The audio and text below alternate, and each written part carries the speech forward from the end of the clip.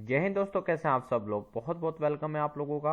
आपके लिए एक नई सीरीज हम लोगों ने स्टार्ट की है जिसमें हम एसएससी का जीके और जितना भी आपका एसएससी में आपका सिलेबस आता है वो हम आपको यहाँ पर कंप्लीट कराएंगे। ठीक है, तो यहाँ पर आज का जो सेशन है उस सेशन में हम लोगों ने आपके लिए कुछ इम्पोर्टेंट क्वेश्चंस डाले हैं जिनकी संख्या लगभग 40 है। ठीक है, आशा करते हैं आपको ये पसंद आएगा और डेफिनेटली किसी भी एग्जाम की क्या है कि ये कमर है उसकी मेरु रज्जु के समान है। ठीक है दोस्तों, भारतीय इतिहास के बारे में हम बात कर लेते हैं। इंडियन हिस्ट्री की किस युग में, पहला क्वेश्चन आप समझ लीजिएगा, ध्यान से समझना, किस युग में पत्थर के औजार सबसे पहले पाए गए थे। दोस्तों ध्यान से समझिएगा, मैं आपको एक चीज बता देता हूं। इतिहास क्या होता है पहले यहां पर आप समझे। आप इतिहास का अभिप्राय होता है पुरानी चीजों के अध्ययन को। और बहुत सारे बोलते हैं कि इतिहास का अध्ययन क्यों करते हैं, तो इसका रीजन ये है कि हम लोग दोबारा से वो गलतियां ना करें या कुछ ऐसी चीजें जो पाई गई हैं उनके ऊपर हम कुछ काम कर लें। तो ये इतिहास है। अब इतिहास को 3 भागों में तोड़ सकते हैं क्योंकि एक बहुत बड़ा कालखंड है। एक पूरा पाषाण काल, प्रागैतिहासिक काल ले लेते हैं आप पहले, प्राक इतिहास, फिर आद्य इतिहास, फिर होता है बच्चों आपका ऐतिहासिक काल। तो यहाँ पर 2 चीजें हैं, 3 चीजें आपके निकल के आ गई। ठीक है, तो जो प्राक इतिहास था इसके अंदर कुछ लिखने का ज्ञान नहीं था मनुष्य को, इधर लिखने का ज्ञान था। हड़प्पा सिविलाइजेशन आपने देखा होगा, वहां पर जो पढ़ाई थी वो हम लोगों ने नहीं पढ़ पाए। लेकिन ऐतिहासिक काल के अंदर हम पढ़ाई के लिए कि ब्रुस फैडन शैली, जो अभी बता देता हूं मैं कैसे होता है। आद्य इतिहास काल में ब्रुस फैडन शैली को लिखा गया था, जो दाएं और बाएं पक्ष से दोनों साइड से लिखी जाती है। अब ऐतिहासिक काल की बात कर लेते हैं बच्चों। तो ऐतिहासिक काल ऐसा कालखंड था जिसमें हम कुछ लिपियों को पढ़े हैं। जैसे जैम प्रिंस से अपने अशोक कालीन शिलालेखों को पढ़ा है ना दोस्तों। तो यहां पर समझ लीजिएगा किस युग में पत्थर के औजार सबसे पहले पाए गए थे। तो नवपाषाण काल। ठीक है, पूरा पूरा मतलब पूरा का पूरा युग पाषाण नहीं है वो, पूरा का पूरा। तो ये पूरा का पूरा पाषाण है, तो ये समझ लीजिएगा आपका यही आंसर भी होगा। ओके ना, तो ये चीजें आपको आनी चाहिए और इस टाइप से क्वेश्चंस आपने लगाने हैं। तो अगला क्वेश्चन हमारे पास है दोस्तों। अगला क्वेश्चन के और बढ़ने से पहले दोस्तों चैनल को सब्सक्राइब करें। ठीक है, हमारे और भी चैनल है, ठीक है, और भी वेबसाइट है, लेकिन ये चैनल आप लोगों के लिए समर्पित करने जा रहे हैं। चलिए, सिंधु घाटी की जो सभ्यता थी, सिंधु घाटी सभ्यता किस में आता है। देखो, पहला प्रागैतिहासिक काल, फिर दूसरा आद्य इतिहास में आता है। ठीक है, सिंधु घाटी सभ्यता किस में आते हैं, आद्य इतिहास। इसका सबसे बड़ा क्या है, इसकी लिपि को नहीं पढ़ा गया। ठीक है, अगर इनकी लिपि को पढ़ा गया तो ये सीधा ऐतिहासिक काल के अंदर प्रवेश कर लेगा। ठीक है, तो ये भैया इतना समझ लो, सिंधु घाटी की जो सड़कें होती थी या गलियां होती थी वो क्या थी, चौड़ी और सीधी। चलो ठीक है, तंग और मैली काटो, फिसलन वाली काटो, तंग और टेढ़ी काटो। तो हमारा पहला आंसर हो गया है बच्चों। ठीक है, तो इस टाइप से इसको आपने लगाना है। तो डेफिनेटली कहीं ना कहीं सत्य की जीत होती होती है। ठीक है, अगर आप मेहनत से करेंगे तो डेफिनेटली आपको आंसर्स भी मिलेंगे और आप उसको कोई प्रॉब्लम भी नहीं होगी सॉल्व करने में। ठीक है दोस्तों, तो अगला क्वेश्चन हमारे पास, अगला क्वेश्चन देखोगे यहां पर है, मैं इसको रफ कर देता हूं। मिलिंद पानोह क्या है। देखो भाई ध्यान से समझना, मिलिंद पानोह क्या है। बौद्ध स्थल काटो, एक बुद्ध का नाम काटो, ये कला बौद्ध का नाम काटो, बौद्ध पाठ है। मिलिंद पानोह क्या है, एक बौद्ध पाठ है जिसको क्या है, बौद्ध धर्म के लोग पढ़ते हैं। राइट, तो ये आप लोगों ने ध्यान से समझिएगा। अगला हमारे पास है, निम्नलिखित में से राष्ट्रकूटों की प्रारंभिक राजधानी का क्या नाम था। तो इसको दोस्तों रखना एलोरा, यानी राष्ट्रकूटों की प्रारंभिक राजधानी का नाम एलोरा था। तो ये हमारा आंसर आ गया है। तो ये क्वेश्चन हमारा निकल गया। अगला क्वेश्चन की ओर अगर हम बात कर लेते हैं तो अगला क्वेश्चन हमारा है दोस्तों 5th नंबर और 6 नंबर में यहां पर तैयार करा देता हूं। ठीक है, बस मैं तैयारी तो करा सकता हूं, आप लोगों को खुद करना है, पढ़ना तो खुद ही है ना। निम्नलिखित में से किस शासन ने विजय स्तंभ की स्थापना कराई थी। तो राजा कुंभा ने दोस्तों विजय स्तंभ की स्थापना करवाई थी। ठीक है, तो ये आप लोग याद कर लीजिएगा, राजा कुंभा। ठीक है, अगला हमारे पास है, बाबर ने किस वर्ष भारत पर आक्रमण किया था। तो 1526 की घटना आपको याद ही होगी।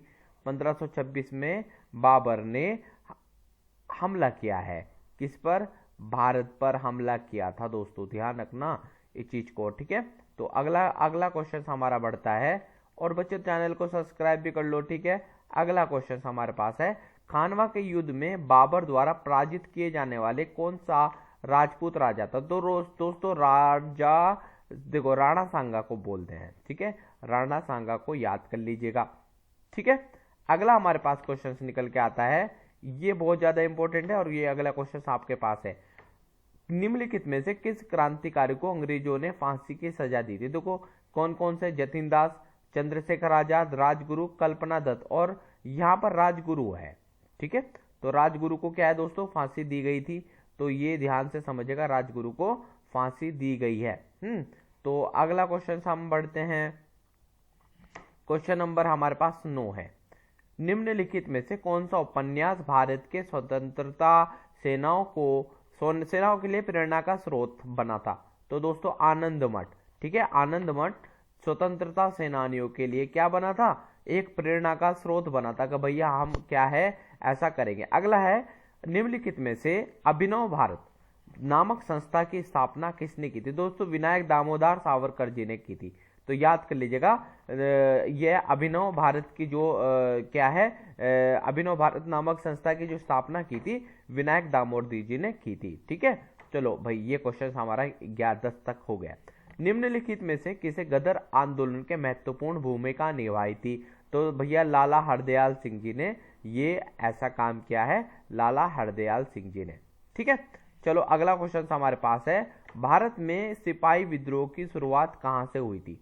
तो सिपाही विद्रोह दोस्तों आप लोगों ने सुना होगा, सिपाही विद्रोह हमारा हुआ था, ठीक है, मेरठ से। आप लोगों ने सुना होगा जब हमारा फर्स्ट कहां से हुआ था, देखो फर्स्ट रिवोल्ट हमारा हुआ था 1857 में, 17 मई, ठीक है, 17 मई, यानी वह व्यक्ति मंगल पांडे था। मंगल पांडे ने क्या कर दिया, अंग्रेजों को बोला कि भैया मैं सुअर और गाय की चर्बी से युक्त आपके कारतूसों को नहीं चलाऊंगा। तो भाई अंग्रेजों ने वहां पर उस बेचारे को फांसी दे दी।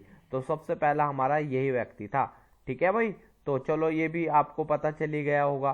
क्वेश्चन नंबर 13 देख लो, निम्नलिखित में से भारत का पहला वायसरॉय कौन था? लॉर्ड कैनिन, ठीक है। लॉर्ड कैनिन ऐसे व्यक्ति थे पहले, लॉर्ड कैनिन क्या है, भारत के पहले वायसरॉय थे।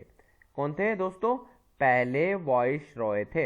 अगला हमारे पास आ जाता है, अगला क्वेश्चन देखो, हड़प नीति किसने लागू की थी? हड़प नीति, ये देखो दोस्तों मैं बता देता हूँ हड़प नीति थी क्या। यानी किसी के यहाँ संतान नहीं हो रही है, जैसे कि महारानी लक्ष्मीबाई, महारानी लक्ष्मीबाई के घर में संतान नहीं थी, उन्होंने गोद लिया था। तो वहां पर क्या है, डलहौजी ने कहा भैया तुम्हारे हम राज्य को हड़पेंगे क्योंकि तुम्हारी संतान नहीं है। तो कैसी बात कर रहे हैं आप लोग, मानते हो? तो लॉर्ड डलहौजी, इस पे टिक मार दीजिएगा, इसका आंसर हो जाएगा, ठीक है। चलो आगे की ओर प्रस्थान करते, देखते हैं अगला क्वेश्चन क्या पूछता है, ठीक है। भारतीय राष्ट्रीय कांग्रेस के प्रथम मुसलमान अध्यक्ष कौन थे? तो दोस्तों बदरुद्दीन तैयब जी, बहुत इंपॉर्टेंट है दोस्तों, ध्यान से समझना, पुराने सालों के पेपर है ये। बदरुद्दीन तैयब जी हमारे प्रथम मुसलमान अध्यक्ष थे। क्वेश्चन हमारे पास देखेंगे, अगला क्वेश्चन है, महात्मा गांधी जी द्वारा सत्याग्रह की स्थापना कब की थी? 1919 में, ठीक है। और बता सकते हैं उत्तराखंड में कब आए गांधी जी? 1921 में कौसानी में गए थे, ठीक है। चलो ठीक है अगला पढ़ते हैं, गांधी जी ने किस वर्ष गुजरात में साबरमती आश्रम की स्थापना की थी? 1917 में गांधी जी ने साबरमती आश्रम की स्थापना की थी गुजरात में। अगला क्वेश्चन, सत्याग्रह आंदोलन कहां समाप्त किया गया था? तो दांडी में सत्याग्रह आंदोलन को समाप्त कर दिया गया था। अगला, भारत छोड़ो आंदोलन के दौरान समांतर सरकार का गठन कहां किया गया था? दोस्तों बलिया में किया था, ठीक है। तो ये बलिया में आपको याद रखिएगा, बलिया में कर दिया गया था। अगला क्वेश्चन है, द्वितीय विश्व युद्ध के दौरान कोहिमा और इम्फाल की लड़ाई किस वर्ष लड़ी गई थी? 1944 में दोस्तों, 1944 में कोहिमा और इम्फाल की लड़ाई हुई थी उनमें। भारतीय संविधान की बात कर लेते हैं हम, यहाँ पर है, संविधान के अंतर्गत भारतीय लोकतंत्र के आदर्शों को हम कहाँ देख सकते हैं? तो प्रस्तावना में हमारे पास ये देखे जा सकते हैं दोस्तों, ठीक है, प्रस्तावना में ये देखे जा सकते हैं। तो इस चीज को भाई ध्यान से समझ लीजिएगा, प्रस्तावना में इस चीज को देखा गया है, ठीक है। ये हमारा क्वेश्चन हो गया है तैयार। भारतीय संविधान की इस प्रस्तावना में किस प्रकार के न्याय की बात नहीं की गई है? देखो लोकतांत्रिक की बात नहीं की गई है दोस्तों वहां पर, ठीक है। चलो आगे बढ़ते हैं, हमारे संविधान की प्रस्तावना में उल्लेख नहीं है, तो वयस्क मताधिकार का कभी उल्लेख नहीं हुआ है, ध्यान रखना दोस्तों, वयस्क मताधिकार का उल्लेख नहीं हुआ है। तो ये आप लोगों का आंसर भी तैयार हो गया। भारतीय संविधान सभा ने भारत के संविधान को कब अंगीकृत किया था? 26 नवंबर 1949 में, 26 नवंबर 1949 में ये ऐसा हुआ था। चलिए आगे बढ़ते हैं। निम्नलिखित में से कौन सा राजनीतिक अधिकार नहीं है? जीवन का अधिकार नहीं है दोस्तों, ध्यान रखना, ठीक है। चलिए आगे बढ़ते हैं। संविधान का कौन सा भाग नागरिकता के प्रावधानों से संबंधित है? तो भाग 2, ठीक है दोस्तों, भाग 2 नागरिकता के प्रावधानों से संबंधित है। चलिए बढ़ते हैं आगे। भारतीय संविधान में भारतीय महासंघ की योजना किसके संविधान से ली गई है? दोस्तों देखो महासंघ की जो लिया गया है ना महासंघ के, तो संविधान से लिया है कनाडा से, ठीक है। चलिए आगे बढ़ते हैं। हमारे संविधान में न्यायिक समीक्षा की धारणा किस देश से ली गई है? किस देश से ली गई है? अमेरिका से। देखो 60 देशों से अच्छी अच्छी चीजों को लिया है हम लोगों ने। निम्नलिखित में दोहरी नागरिकता की विशेषता है? तो दोहरी नागरिकता संघीय सरकार की एक विशेषताओं में आती है। अगला क्वेश्चन हमारे पास है, संविधान की प्रस्तावना का संशोधन कितनी बार किया गया? दोस्तों अभी तक एक बार ऐसा हुआ है। हाँ चलिए, संविधान में संशोधन हुआ है एक बार। संविधान के निर्माताओं के मनोभाव और आदर्श प्रतिबिंब होते हैं दोस्तों, यह उद्देशिका में होते हैं, ठीक है, उद्देशिका में ये होता है। प्रारंभ में कितने मौलिक अधिकार दिए गए थे दोस्तों? प्रारंभ में 7 मौलिक अधिकार दिए गए थे। चलिए अगला क्वेश्चन हमारे पास है, निम्नलिखित में से किस अध्याय में जनता को मूल अधिकार दिए गए? तो भाग 3 में है दोस्तों, तो भाग 3 में जनता के मूल अधिकार दिए गए हैं, तो ये हमारा याद होना चाहिए आपको। स्वतंत्रता का अधिकार भारतीय संविधान के किन अनुच्छेदों में वर्णित है? दोस्तों अनुच्छेद याद रखना, 19 से 22, 19, 20, 21, 22 है ना, तो ध्यान रखना 19 से 22 के बीच में ऐसा हुआ है। चलिए आगे बढ़ते हैं। भारतीय संविधान में कितने प्रकार के न्यायिक आदेश है? तो दोस्तों न्यायिक आदेश कितने हैं? 5 न्यायिक आदेश हैं। नेक्स्ट प्रश्न है, भारतीय संविधान में कितने प्रकार के प्रादेश जारी किए जा सकते हैं? दोस्तों 5 प्रादेश जारी कर सकते हैं। हाँ तो चलिए अगला बढ़ते हैं। निम्नलिखित में से भारतीय संविधान का भाग, ठीक है, 6ठा भाग किससे संबंधित है? दोस्तों राज्य के नीति निर्देशक तत्वों से यह है संबंधित है। चलिए अगले क्वेश्चन की ओर बढ़ते हैं। अगला क्वेश्चन है, मत देने का अधिकार किस कोटि से संबंधित है? तो मत देने का अधिकार राजनीतिक अधिकार है, ठीक है। चलिए आगे बढ़ते हैं। अगला क्वेश्चन नंबर 39 आप लोग देख लें।